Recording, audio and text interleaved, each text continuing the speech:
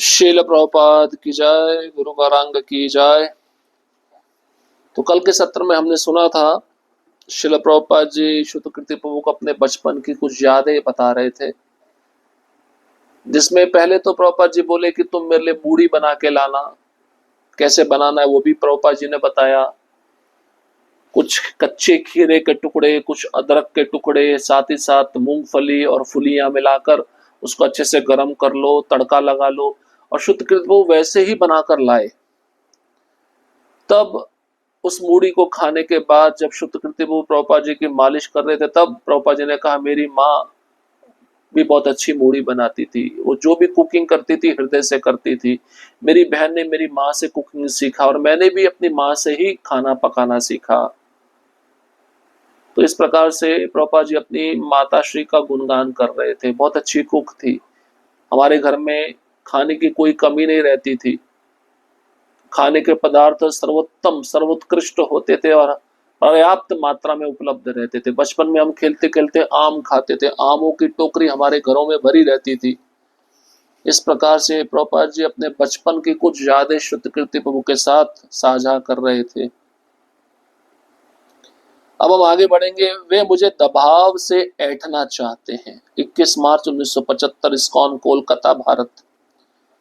श्रील प्रभुपाद को बहुत से अनुभवहीन तथा युवक शिष्यों से व्यवहार करना पड़ता था, परंतु अद्भुत बात यह थी कि श्रील प्रभुपाद इस कार्य में बहुत निपुण थे। श्रील प्रभुपाद प्रत्येक कार्य में सिद्धस्त थे। भक्ति वेदांत मैनर मंदिर में श्रील प्रभुपाद ने एक विश्व स्तर के कार रेस चालक से लगभग 2 घंटे तक कार इंजन की कार्यशीलता पर चर्चा की। दूसरी ओर उनके शिष्य थे जो धन के अपव्यय में, उनके निर्देशों में हेर फेर करने में तथा उनकी इच्छाओं का गलत उदाहरण देने में कुशल थे। यह कृष्ण बलराम मंदिर के उद्घाटन के नियत समय से कुछ सप्ताह पूर्व की बात है। वहां पहले भी बहुत से गतिरोध थे। श्रील प्रभुपाद को किसी कार्य के संपन्न में देरी करना नापसंद था तथा धन का अपव्यय सहन नहीं कर सकते थे। कभी कभी आशा भी रखते थे कि कुछ कार्य बिना पैसे खर्च हो जाए। वे कम से कम इतना अपेक्षा करते कि उनके शिष्य उनके पास आने के स्थान पर स्वयं आवश्यक धन जुटा लें। 1975 में भारत में बहुत से मंदिरों के विकास के लिए धन पश्चिमी देशों से आता था। उस दिन से वे कलकत्ता में अपने कमरे में बैठे थे। उनके सामने लगभग आधा दर्जन वरिष्ठ शिष्य उपस्थित थे। वृंदावन में एक फोन आया। एक भक्त ने संदेश प्रसारित किया। उसने श्रील प्रभुपाद को बताया कि उनके निर्माण कार्य तथा शानदार उद्घाटन समारोह के लिए और धन की आवश्यकता है। श्रील प्रभुपाद एक शब्द भी और नहीं सुनना चाहते थे। उन्होंने अपनी मुट्ठी से डेस्क पर जोर से आघात किया और चिल्लाए, मेरे शिष्य उद्घाटन कार्य को नियत समय पर संपन्न ना करके मुझसे धन ऐंठने का प्रयास कर रहे हैं। वे केवल इतना अधिक धन ले रहे हैं और अब वे और धन चाहते हैं और उस सब अभी संपन्न नहीं हो रहा था। मैं कमरे के कोने में चुपचाप बैठा था। ऐसी परिस्थितियों में कुछ ना करने में असमर्थ हो सदा संघर्ष करता।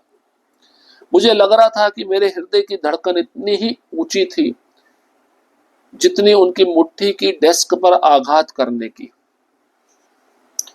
हमारी असमर्थता से क्रोधित हो वे अभी भी बोल रहे थे। मुझे परवाह नहीं यदि ऐसा होता है। मैं इसके साथ और कुछ नहीं कर सकता। तत्पश्चात उन्होंने सबको कमरे से बाहर जाने की आज्ञा दी। तो प्रभुपाद जी बहुत निपुण थे। कभी कभार अपने शिष्यों के अनुभवहीन होने के कारण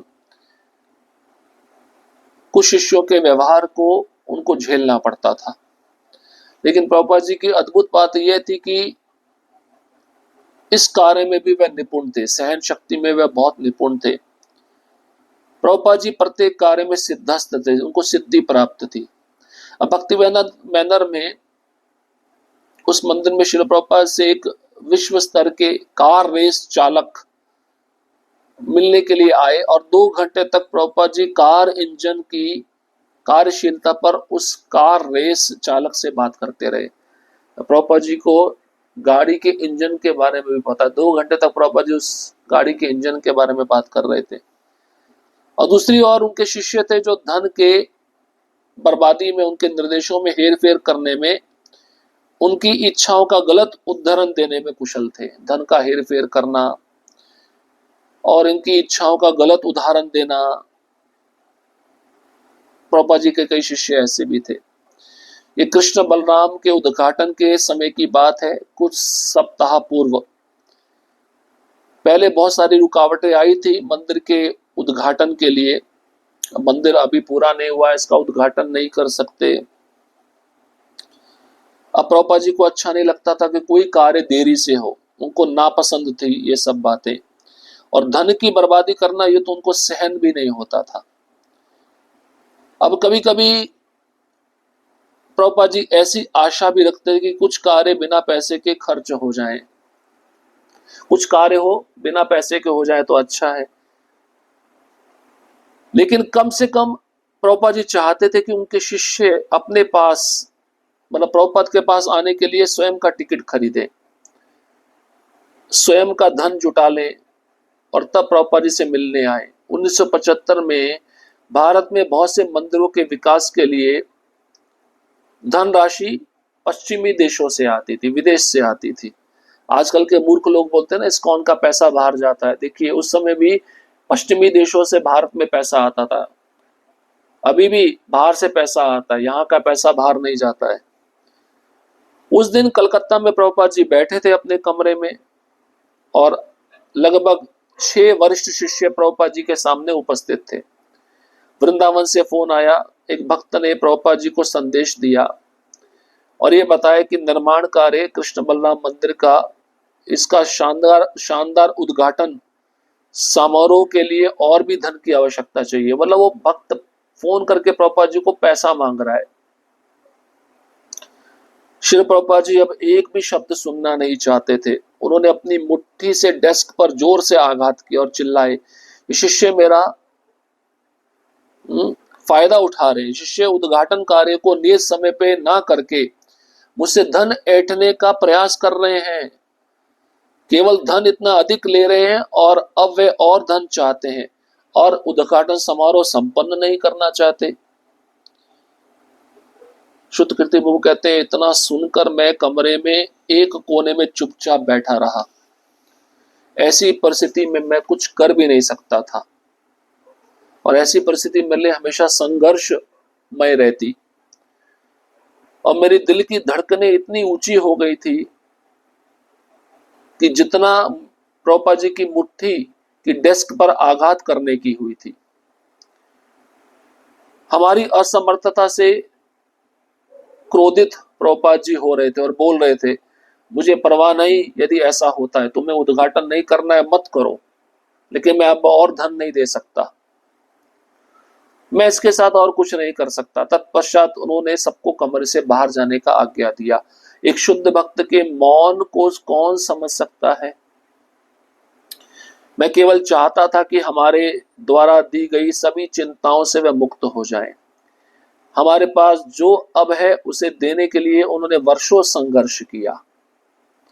मेरे विचार से उनके कुछ अनुयायी ही इस बात की प्रशंसा करते थे। इस संघ की विश्व भर में मंदिरों की स्थापना करने में उन्होंने कितना कड़ा परिश्रम किया था। अब विश्व भर के मंदिरों के भ्रमण में असंख्य सुविधाओं को मानो हमने अपना अधिकार बना लिया है। हमारे पास अपनी सेवाएं संपन्न करने के लिए पर्याप्त सुविधाएं थी। कुछ मिनट पश्चात रामेश्वर तथा मैं उनके कमरे में गए तथा दंडवत प्रणाम किया। श्री प्रभुपाद अपने डेस्क के पीछे बैठे बहुत चिंतित लग रहे थे। रामेश्वर ने कहा, मैं अमेरिका से धन लाने का प्रबंध करने का प्रयास कर सकता हूँ। कृष्ण कृपा श्री मूर्ति ने उत्तर दिया, यदि तुम चाहते हो तो करो, परंतु मैं इसके विषय में कुछ नहीं सुनना चाहता। मैं अब इसके विषय में और कुछ नहीं कर सकता। रामेश्वर शहर में गया तथा कुछ फोन किए तथा यह प्रबंध कर दिया कि वांछनीय धन वृंदावन भेज दिया जाएगा। यद्यपि उद्घाटन निश्चित तिथि पर हो गया। जब श्रील प्रभुपाद वृंदावन पहुंचे, उन्होंने सब कुछ अपने नियंत्रण में ले लिया। यह अनिवार्य था ताकि सब कुछ उत्तम ढंग से हो। वे चाहते थे कि उनके पश्चिमी शिष्यों को गंभीरता से लिया जाए। उन्होंने अपने वरिष्ठ जीबीसी सदस्यों को सभी विभागों का कार्यभारी बना दिया। जयतीर्थ को मुख्य पुजारी बना दिया, भवानंद को स्वच्छता कार्यभार दे दिया, किसी दूसरे को आवास की देखभाल के लिए लगा दिया। श्रील प्रभुपाद कुछ भी अछूता नहीं छोड़े थे। अपने कमरे से बाहर जाए बिना उनको सब जानकारी रहती कि मंदिर में क्या हो रहा है। प्रतिदिन मैं मीलों चलता, उनके कमरे में जाता, फिर वापस आता और वे कहते, जाओ सुरभि को ढूंढो, जयतीर्थ को बुलाओ, भवानंद को मेरे पास लेकर आओ। वे हमारे दोषों तथा हमारी सीमित समर्थता को जानते थे। उन्होंने अनुकंपावश पवित्रतम धाम में हमें अपने प्रेममयी सेवा में संलग्न किया हुआ था। वे सदा हमारे शुभ चिंतक थे, हैं और रहेंगे। श्रील प्रभुपाद, आपकी अनुकंपा को सदा समझ पाना कठिन था। आपने अपने नेताओं को आध्यात्मिक सेवा सौंपी हुई थी। अधिक सेवा से ही अधिक उत्तरदायित्व आया। कभी कभी अर्चा विग्रह के सम्मुख आप गंभीर वाणी में हमें कहते कि हम श्री कृष्ण की सेवा कर रहे हैं। आपने पूर्ण अनुभूति से कहा कि तुम भी कृष्ण की सेवा कर रहे हो। आपको यह अनुभव है कि हमें आप जैसी अनुभूति नहीं। आप अनेक प्रकार से हमारी सहायता कर सकते थे, जैसा कि आपने मुझे न्यू द्वारका में बताया। अंत में हम सबको अपना हवाई जहाज स्वयं उड़ाना होगा।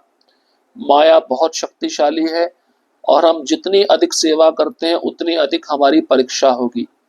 आपके निर्देशों का सावधानी से पालन करने से व्यक्ति आप द्वारा सुरक्षित रहता है। आपने अनेक बार ये कहा, 16 माला का प्रतिदिन जप करने तथा 4 नियमों का पालन करने से माया हमें स्पर्श नहीं कर सकती। अब शुद्ध भक्त के मौन को कौन समझ सकता है। मैं चाहता था कि हमारे द्वारा दी गई प्रभुपाद जी को चिंताएं, उससे वह मुक्त हो जाए। अब हमारे पास जो अब है उसे देने के लिए उन्होंने वर्षों संघर्ष किया था। देखिए प्रभुपाद जी ने हमें क्या कुछ नहीं दिया, वो प्राप्त जो हमें दिया उसके लिए प्रभुपाद जी ने कितना संघर्ष किया होगा। और शुद्ध कृति प्रभु कहते हैं, मेरे विचार से उनके कुछ अनुयायी ही इस बात की प्रशंसा करते थे कि प्रभुपाद जी ने इस संस्था को बनाने में कितना संघर्ष किया है। विश्व भर में मंदिरों की स्थापना करने में मुख्यतः इस्कॉन से संबंधित प्रभुपाद जी ने कितना कड़ा परिश्रम किया था। अब विश्व भर के जितने मंदिर थे उसमें भ्रमण करने में असंख्य सुविधाओं को मानो हमने अपना अधिकार बना लिया। कुछ मिनट के बाद रामेश्वर और मैं प्रभुपाद जी के कमरे में गए, दंडवत प्रणाम किया। प्रभुपाद जी डेस्क के पीछे बहुत चिंतित बैठे हुए थे। रामेश्वर ने कहा, प्रभुपाद जी मैं अमेरिका से धन लाने का प्रयास करता हूँ। प्रभुपाद जी ने उत्तर दिया, यदि तुम चाहते हो तो करो, परंतु मैं इस विषय में कुछ भी सुनना नहीं चाहता और इस विषय में मैं कुछ कह नहीं सकता, ना कुछ कर सकता हूँ। रामेश्वर शहर में गए, कुछ फोन मिलाए और प्रबंध किया कि जो धन वृंदावन में चाहिए वह वृंदावन मंदिर को प्राप्त हो जाए। उद्घाटन निश्चित तिथि पर हो गया था। प्रभुपाद जी वृंदावन पहुंचे। सारा मंदिर प्रभुपाद जी ने अपने नियंत्रण में ले लिया, क्योंकि अनिवार्य था, जरूरी था, ताकि सब कुछ सही ढंग से हो सके। वे चाहते थे कि उनके पश्चिमी शिष्यों को गंभीरता से लिया जाए। वरिष्ठ जीबीसी सदस्यों को उन्होंने कार्यभार बना दिया था अलग अलग विभागों का। जयतीर्थ को मुख्य पुजारी बना दिया, भवानंद को क्लीनिंग डिपार्टमेंट का हेड बना दिया। इस प्रकार से प्रभुपाद जी कुछ भी अछूता नहीं छोड़े थे। मैनेजमेंट सब शिष्यों को दे दिया और सब प्रभुपाद जी कमरे से बाहर निकलने से पहले सारी जानकारी रखते थे कि मंदिर में क्या हो रहा है। वे कहते थे, सुरभि को ढूंढ के लाओ, जयतीर्थ को बुलाओ, भवानंद को मेरे पास लेकर आओ। हमारे दोष तथा हमारी सीमित समर्थता को वह जानते थे और उन्होंने अनुकंपावश पवित्रतम धाम में हमें प्रेममयी सेवा में संलग्न किया था। प्रभुपाद जी सदैव हमारे शुभचिंतक थे, हैं और रहेंगे। इसलिए प्रभुपाद जी मैं आपसे प्रार्थना करता हूं, माया बहुत शक्तिशाली है और हर जीव को अपना विमान अंतिम समय में स्वयं उड़ाना है। जितनी अधिक सेवा हम आपकी करे हैं उतनी अधिक परीक्षा हमारी हुई है। आपके निर्देश का सावधानी से हम पालन करने में आपके द्वारा सुरक्षित रहना चाहते हैं। आपने अनेक बार ये कहा है 16 माला का जप करो रोज तथा 4 नियमों का पालन करो, माया आपको स्पर्श नहीं कर पाएगी। हरे कृष्णा कृष्ण कृष्ण हरे हरे, हरे राम राम राम हरे हरे। श्रील प्रभुपाद की जय, गुरु गौरांग की जय।